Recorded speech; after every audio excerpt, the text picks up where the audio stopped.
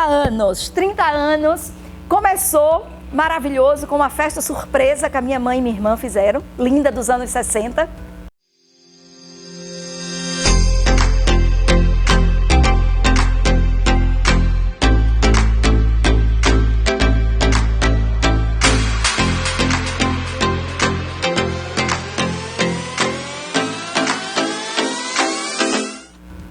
Momento assim maravilhoso, era um momento que eu estava assim, explodindo, muita coisa estava explodindo a profissional, eu já era formada, eu trabalhava, aí eu decidi engravidar.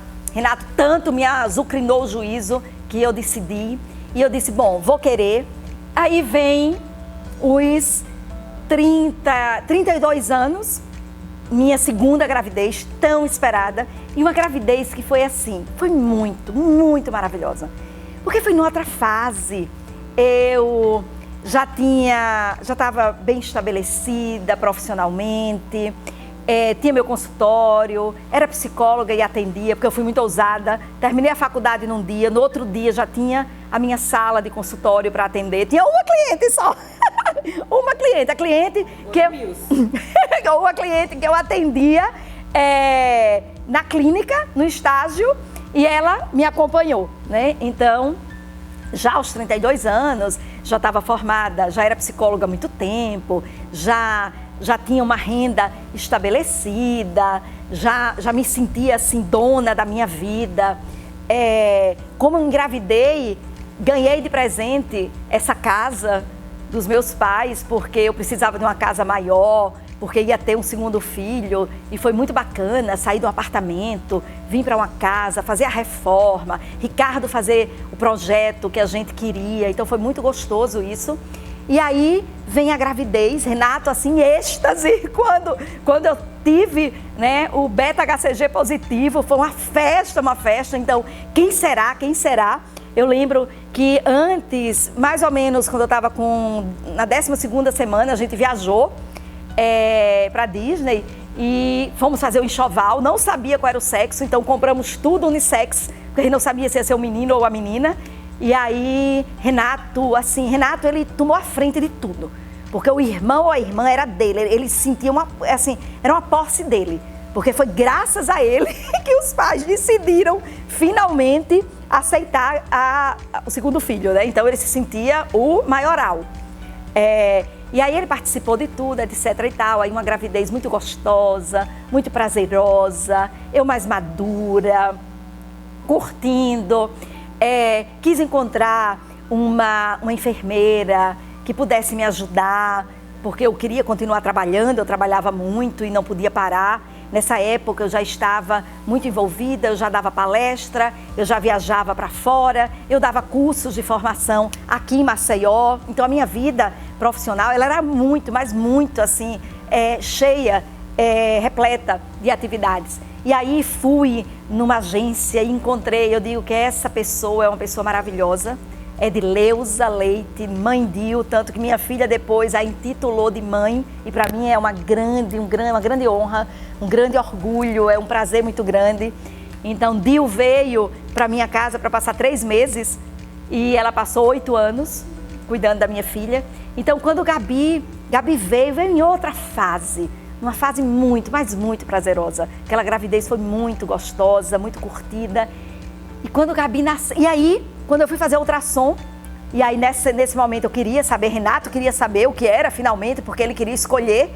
E aí fomos fazer a ultrassom, ele foi, mas ele não pôde entrar, ele ficou muito puto porque ele não pôde entrar na sala da ultrassom, ele ficou com o Ricardo do lado de fora.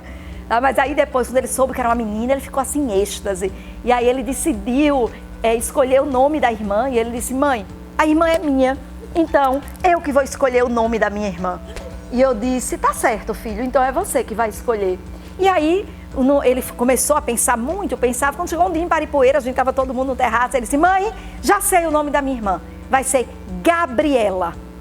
E assim, Gabriela. Gabriela teve um grande impacto na minha vida, já pelo nome, pelo jeito como ela foi planejada, sentida, amada, muito, muito, muito, muito, muito desejada por todos. E aí quando vem essa menina que está aqui dentro, e tudo que a gente foi fazendo para essa menina, e quando ela nasceu, a coisa mais incrível foi o olhar do Renato para essa irmã. Tem uma foto que é a foto assim incrível, ele do lado de fora do Hospital do SESI na época, olhando, mas ele contemplava aquela irmã. E foram momentos assim incríveis. Ter aquela filha, decidir pela amamentação. Então eu quis amamentar, eu quis ser aquela mãezona que eu não tive a oportunidade tanto de ter essas vivências no Renato por conta do tumulto, ainda muito jovem, 23 para 24 anos, muito tumultuada a vida, e essa agora não. Então eu adorava acordar de madrugada, vir para o quarto dela, colocá-la, dar de mamar, cuidar junto com a Dil. Então assim, Gabi veio e Gabi era uma menina assim incrível. Bem diferente do Renato, bem esprevitada. Gabi era esprevitada, Gabi também muito inteligente. Gabi tinha uma coisa assim de relacionamento com as pessoas. Gabi era engraçada, Gabi dançava, Gabi falava pra caramba. Aliás, Gabi fala pra caramba. Então, Gabi era uma explosão nessa casa. Aquela coisa pequenininha que saía andando, falava explicadamente. Então, era muito engraçado, que era pequenininha, carequíssima. E a gente saía com aquela menina franzina no braço, no supermercado, na fila, por exemplo. Aí, de repente, aquela coisinha que todos juravam que ela não falava ou balbuciava apenas. Aí ela fazia, mamãe, pega o meu shampoo. Aí as pessoas olhavam assim e diziam, quem falou? Quem foi? Foi Gabi que veio. Então, assim, foi muito legal. Gabi é uma grande amiga. Gabi é uma grande parceira. Gabi, ela tem um coração que, assim, ele transborda. Gabi, ela tem uma capacidade de interpretar. Gabi tem uma capacidade de me conhecer. Gabi tem uma capacidade de ler nos meus olhos. Gabi tem uma capacidade de cuidar dos detalhes. Gabi é aquela que, no meu aniversário, no Dia das Mães, no Natal, ela sabe de todos os mimos. Ela sabe de tudo que vai fazer meu coração vibrar. Gabi, hoje, é quem está literalmente do meu lado. Gabi hoje se envolve nas minhas questões profissionais. Gabi faz minhas maquiagens. Gabi me ajuda na tecnologia. Gabi tem uma visão muito grande. Gabi, ela interage com a minha equipe maravilhosa. Gabi, ela é incrível. Gabi é uma estudante de arquitetura extremamente dedicada, extremamente focada, extremamente capaz, extremamente competente. E Gabi é uma alma perfumada na minha vida. Gabi, literalmente, ela perfuma os meus dias. Eu digo que ela é suave e picante. Ela é silêncio e ela é som. Ela é luz e ela é penumbra. Gabi é mistério. Gabi é preciso olhar devagar. Então, assim, Gabi é uma grande luz, um grande sol na minha vida. Gabi e Renato. É a certeza de que a maternidade foi uma bênção na minha vida. É uma coisa muito leve, é muito gostosa. Não é demagogia, mas assim, Cris, o que é que você teve de dificuldades no ser mãe? Gente, eu vou dizer do fundo do meu coração, e quem me conhece sabe o quanto que isso é verdadeiro. Eu só tive coisas boas. Eu não consigo pontuar nada que esses filhos tenham feito ou tenham deixado de fazer. Talvez também porque eu nunca criei expectativas. Eu tô livre para o que eles quiserem. Se eles querem ir pela direita, ele vai pela direita. Mas, Cris, e se ele cair, vai levantar. Tá? Então, eles são muito livres. E como eu não criei expectativa de nada, então é muito fácil estar na plateia, sendo espectadora das decisões deles. Isso é muito bom. Eu digo que isso é a melhor fase, é o melhor formato da maternidade. É deixar fluir. Let it be. literalmente deixar fluir. E aí, essa década, ela teve um grande marco. Tudo muito lindo, literalmente, era a família perfeita. Uma mulher, um homem, um casal onde foram praticamente os primeiros namorados. Eu com 12, ele com 14, casamos, eu 19, ele 21. Um casamento muito bom, muito sólido, muito tranquilo, sem brigas, com muita cumplicidade. Um homem maravilhoso, que eu tenho assim muita gratidão ao universo por ter me apresentado ele, por ser ele o pai dos meus 2 filhos. Só que aos 35 anos, eu decidi que eu precisava me separar desse grande homem. E essa decisão foi uma decisão muito trabalhada, muito tratada na terapia, porque não era nada fácil. Aliás, era muito difícil. Separar de alguém que eu amava, mas que eu amava como pessoa, que eu amava como parceiro, como pai dos meus filhos, como um grande e especial amigo, mas que eu não amava mais como homem. Talvez a inserção, o mergulho na sexualidade, no meu autoconhecimento, no meu sagrado feminino, em tudo, me fez me desconectar de tudo aquilo. Foi uma fase. O nosso namoro, ele foi adolescente. O nosso encontro foi adolescente. O nosso encontro foi de uma outra crise. E aí, de repente, aquela crise, ela se transformou em muitas outras mulheres.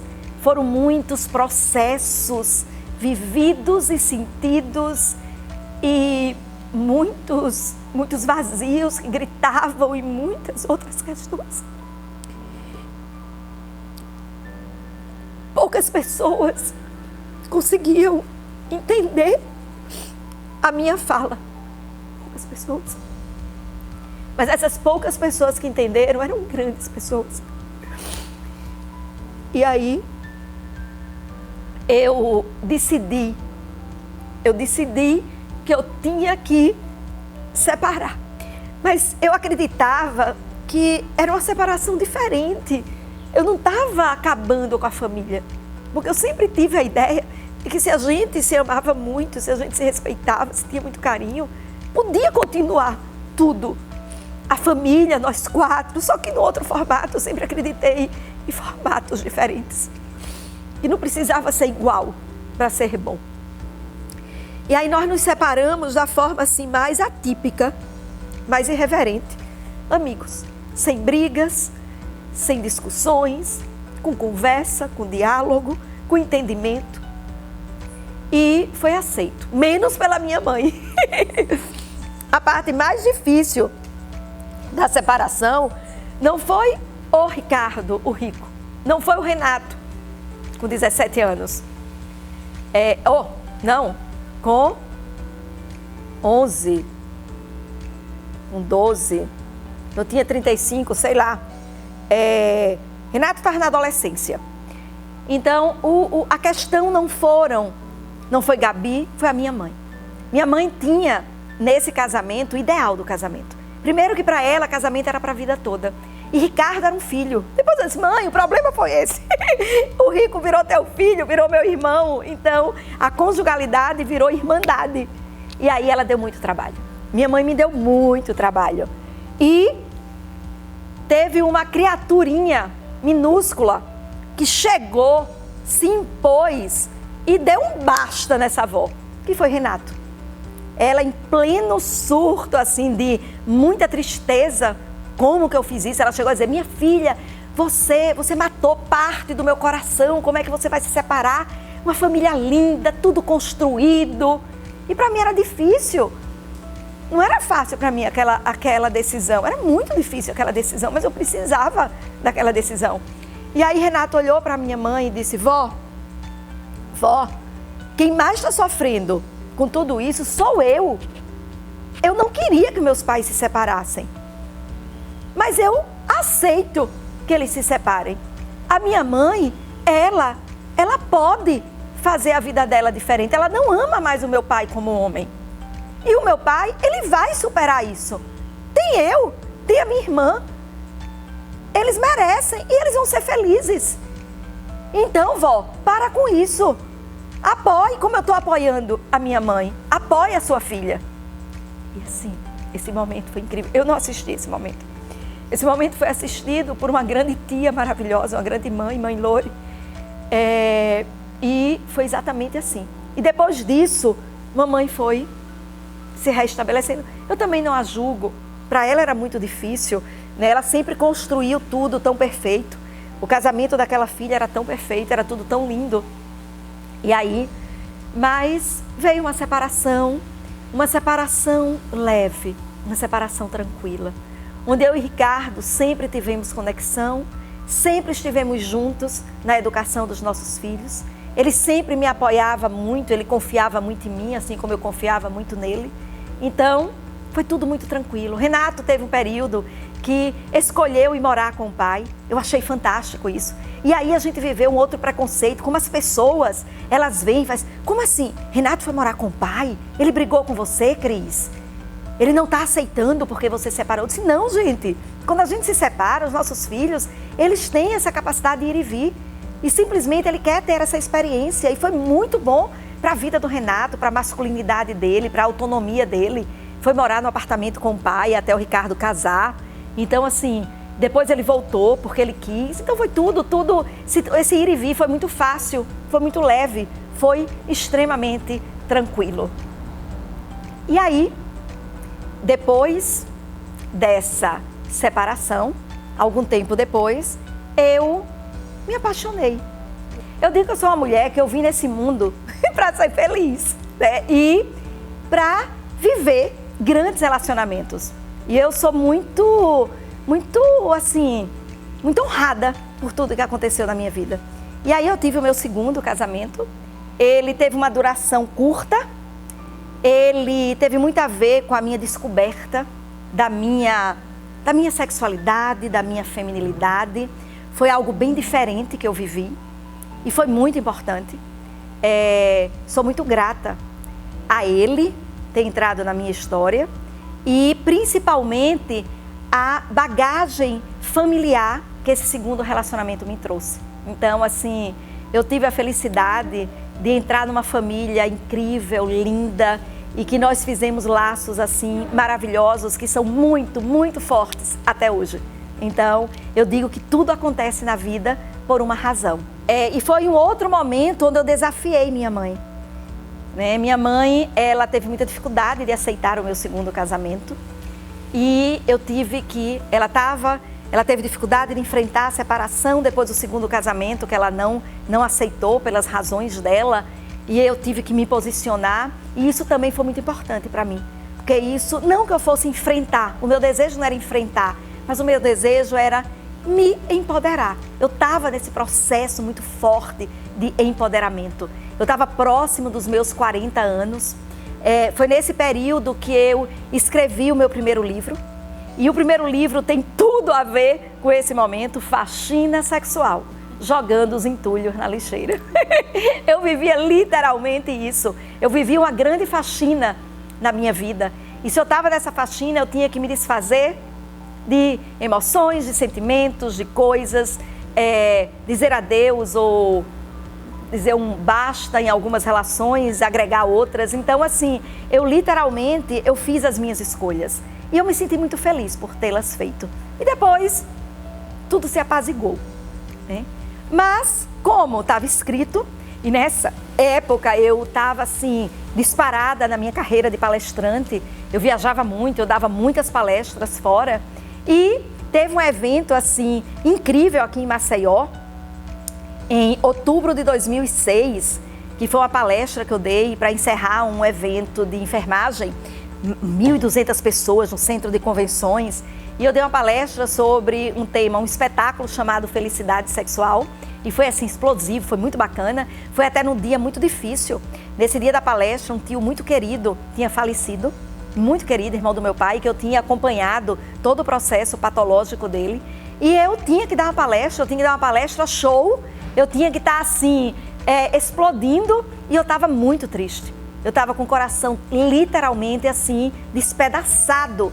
Mas assim, eu tinha que ter equilíbrio, resiliência, aí vem a tal da resiliência novamente. E eu entrei assim, foi uma palestra foi um grande marco na minha vida profissional. E depois dessa palestra, quando eu saí correndo, eu e minha irmã Ivana na época, ela é que era minha assessora, ela que organizava a questão de palestra e tudo mais. A gente saiu correndo porque a minha família estava me esperando chegar para ter o enterro do meu tio.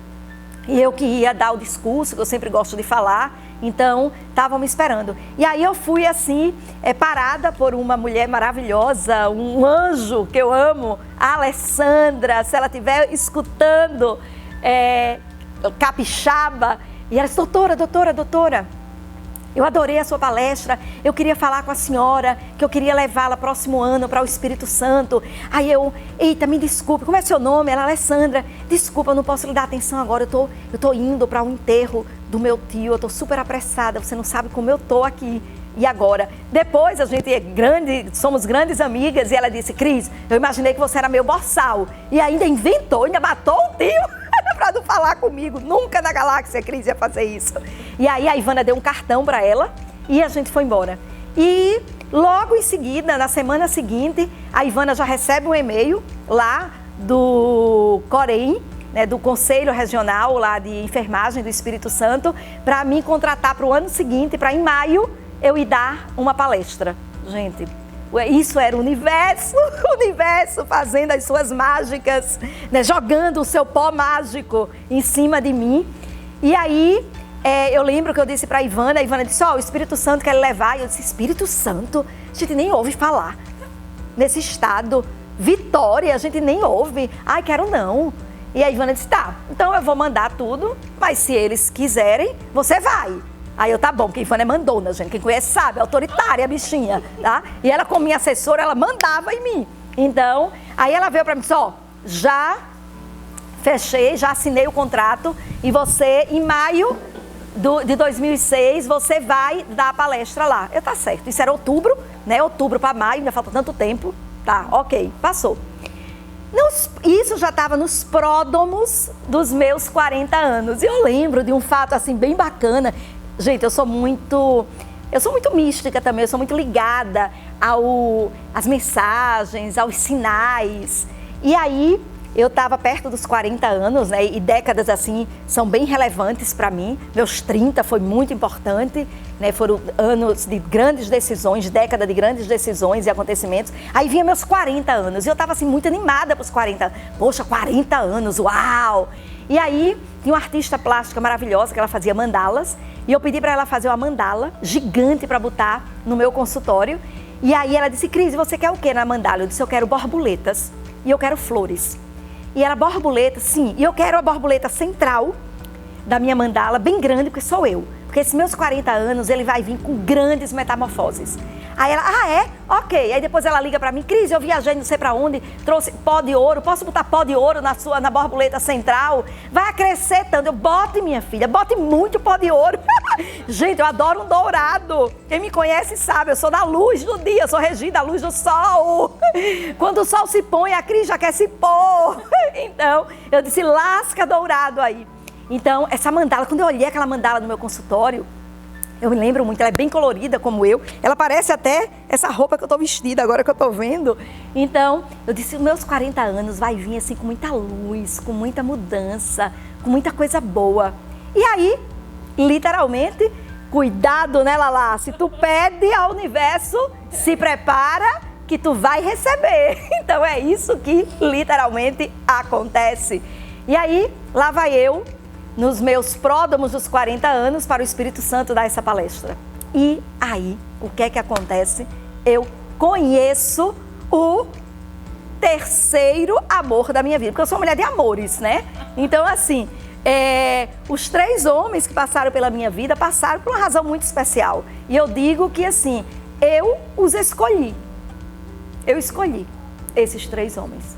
E esses 3 homens, os únicos 3 homens da vida da sexóloga, parece mentira, mas aí vai um depoimento bem real, tá? os 3 homens da minha vida foram literalmente os meus 3 maridos. Eu digo, depois a minha mãe até falando, que coisa, casou demais. Eu disse, mãe, 3, só tive 3 homens e os 3 foram marido. Então viu que eu aprendi a lição?